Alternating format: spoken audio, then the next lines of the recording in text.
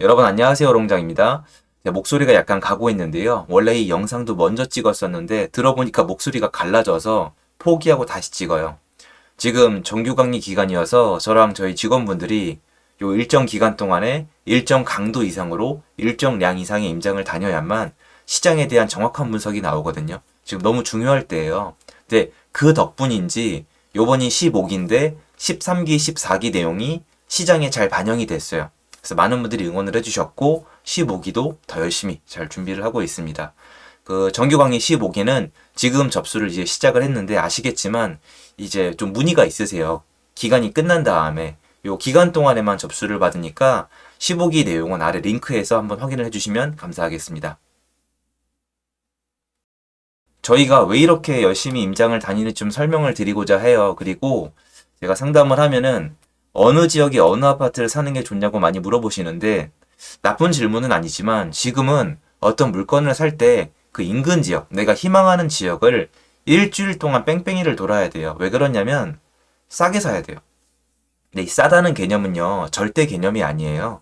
절대 개념으로 평가할 수 있는 사람이 있으면 되게 좋죠. 저거 싸다, 비싸다. 그래서 우리가 많이 하는 실수가 이런 게 있습니다. 예를 들어서 요번에 뭐 페라리나 아니면 람보르기니에서 새로운 차가 나오면은 너무 비싸다, 너무 싸다라고 말씀을 하시는데 그게 약간 주관적이고 어떤 절대적인 평가이기도 하거든요.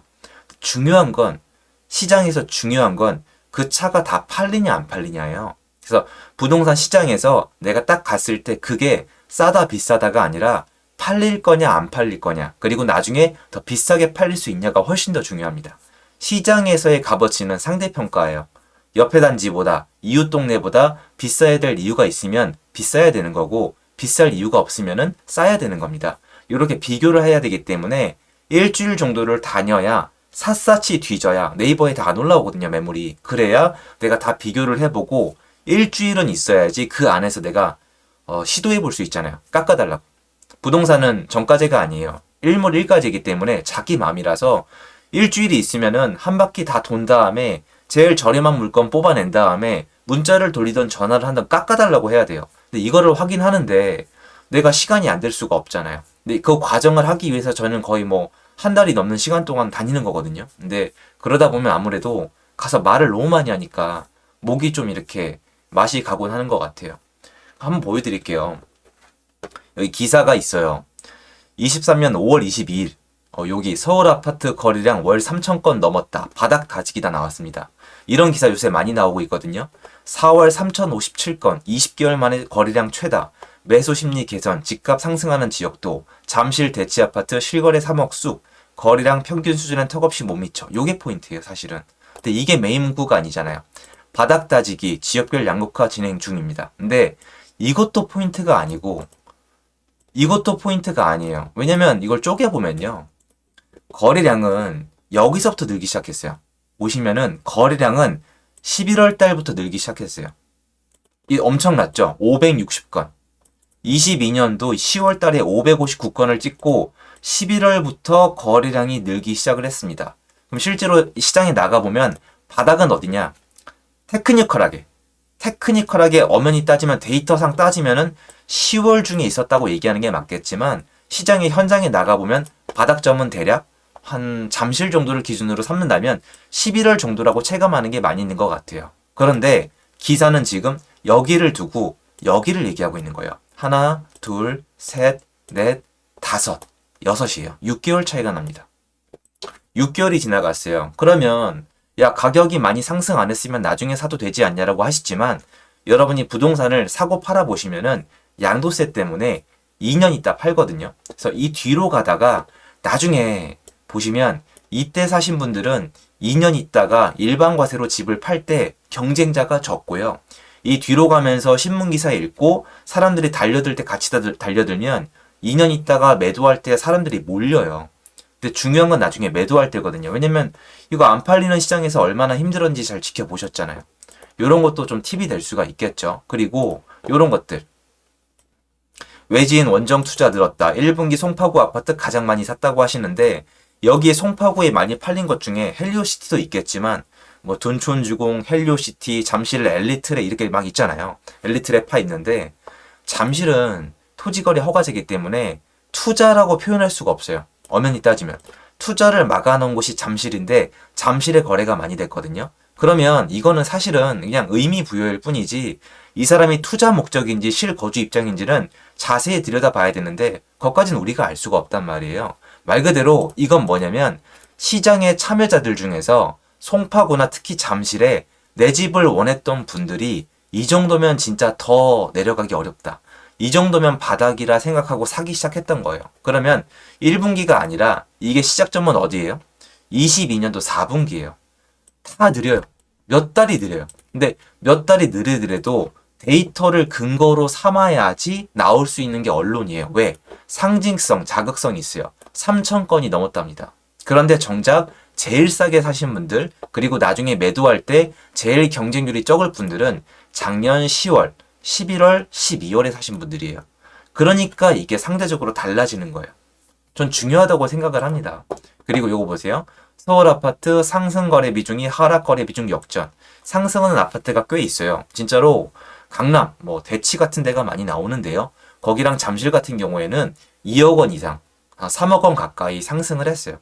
이건 팩트예요. 근데 그 전에 여러분 3억 상승했다고 얘기하기 전에 그 전에 더 많이 떨어졌습니다. 고점 대비 훨씬 더 많이 떨어졌다가 다시 올라간 거기 때문에 아직 고점 대비 갈 길은 멀어요. 근데 그런 내용들은 다 빠져있고 시장은 자꾸 올라간다 내려간다고 하고 있습니다.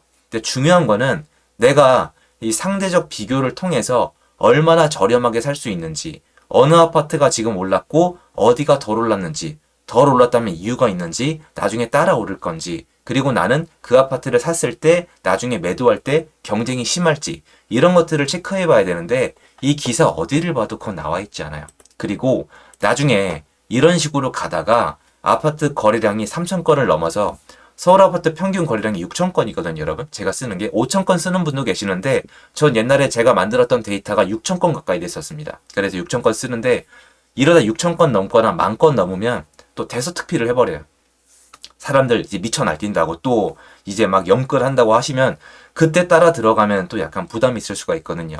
그래서 항상 미리 준비를 해야 됩니다. 그런데 저는 이제 이때 너무 시도를 못 하셔서 뭔가 좀 말씀드리고 보여드리고 싶어서 요때 시작을 했어요. 지금은 이제 잘 안 왔는데 내 집 마련 프로젝트 신청을 하시면 이때 계약 보시면 이 거래 건수 몇 건 안 되는데 이 안에 저희가 있단 말이에요. 그러니까 보여드렸고 여러분이 이제 제 입장이 돼 보시면은 그분들이 만약에 결과가 너무 안 좋으면은 문제가 돼요. 근데 다들 이제 잘 되셨거든요.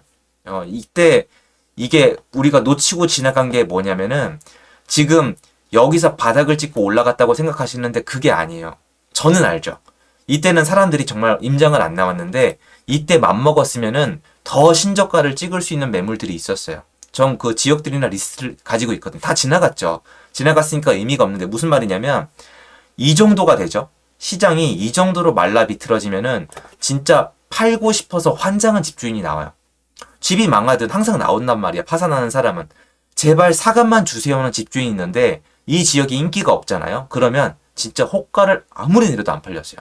그러니까 지금 그 아파트 단지가 저가를 찍고 올라오고 있는데 그 저가보다 더 낮은 가격에 가능했다는 걸 전 안단 말이에요. 근데 그런 거를 봤을 때 시장에 데이터나 기사만 가지고 시장의 상황을 파악하는 거는 한계가 있는 정도가 아니라 너무 느려요. 그래서 시장에 참여를 해야 되는데 보시면 이 많은 분들이 생계로 바쁘시기 때문에 내가 거기에 쓸 에너지랑 시간이 충분치가 않은 경우가 많아요. 그러다 보니까 신문 기사나 데이터에 많이 의존을 하는데 제가 다시 한번 말씀을 드리는 거예요. 지금 시장이 이 정도가 아니다 더 올라간다가 아니라 얼마나 느린지 보여드리는 거예요. 기사가 6개월이 느려요. 그리고 조금 차이 나봤자 2달이에요. 2달은 느려요. 왜 그러냐? 기사는 뭔가 근거를 가지고 써야 되는데 데이터 통계가 나오는 데만 한 달, 2달이 걸려요. 전월세는 더 오래 걸려요. 그러니까 여러분들이 부디 오늘 영상을 보셨으면 지금까진 괜찮아요, 여러분. 진짜. 근데 지금부터는 신문 기사만 보고 시장을 판단하지 마세요. 제가 이유가 있어서 그래요. 지금부터는 그렇게 하시면 안 돼요. 지금부터는 현장에 나가보시거나 아니면 좀 더 세밀한 데이터 분석을 보시는 게 좋습니다. 그래서 차라리 이런 걸 보시든가. 경기도권 아니면 서울권 그리고 요새 뭐 부동산 지인, 호갱, 로노 아니면 뭐 되게 많단 말이에요. 아실도 있고 그 데이터 어떤 홈페이지를 이용해서 좀 더 면밀히 점검할 필요가 있다고 생각을 합니다. 이러고 있다가 시장에 수급을 건들 수 있는 이벤트라도 있으면은 이게 확 쏠릴 수가 있거든요. 왜냐면 시장이 아무래도 살아나고 있는 모양새거든요. 5월 달도 괜찮게 나올 것 같고 4월 달도 제가 3,000건에서 3,500건 사이 나올 거라고 말씀을 드렸는데 그 방향으로 가고 있습니다. 3월 달은 이게 이 아파트 전체를 산 계약이 있어서 한 250건인가? 그 정도 빼야 돼요. 그래서 3월 달은 한 2,700건이라고 보시는 게 좋아요. 2,450, 한 2,700, 2,750, 그 다음에 이제 3,000건 넘을 테고, 이제 5월 달도 이 방향으로 가고 있는데, 이대로 가게 되면은 예전에 시장이 정말 회복하는 모습으로 가고 있는 거기 때문에 이 부분만큼은 감안을 하셔서 너무 느리다. 이런 거 너무 느리다. 앞서가야만 해요. 요새 이제 정보가 넘치는 세상이기 때문에 앞서가야 되기 때문에 여러분이 조금만 더 노력하면 돼요. 남들이 신문기사 볼 때 최소한 거래량이나 현장에 전화 한 통만 해보셔도 훨씬 더 앞당겨지는 거니까 지금부터는 그런 노력이 미래의 여러분의 돈으로 연결될 수 있다. 이 말씀을 좀 드리고 싶었습니다. 도움됐으면 좋겠고요. 제 영상은 여기까지입니다. 감사합니다.